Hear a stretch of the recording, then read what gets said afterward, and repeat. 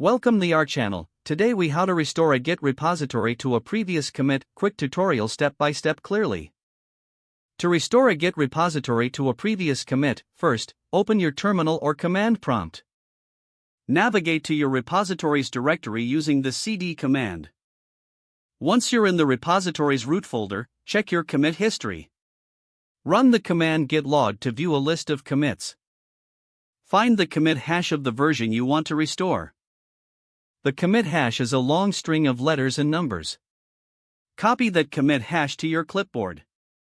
To restore your repository, you have two main options. If you want to permanently revert to that commit, use git reset hard commit hash. Replace commit hash with the actual hash you copied. This will reset your current branch to the specified commit. Be cautious, as this will delete any changes made after that commit. If you prefer to keep those changes, opt for a soft reset. Use git reset soft commit hash to keep the changes staged. This allows you to review and modify them later. You can also create a new branch from that commit. Run git checkout b new branch name commit hash. Replace new branch name with a name of your choice.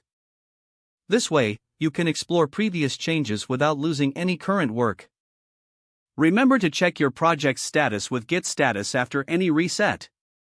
This will help ensure everything is in the state you expect. Finally, always make sure that you have backed up any important changes before proceeding with these commands. This will help avoid accidental data loss throughout the process. If the page does not load, refresh the browser or try again in a private or incognito window.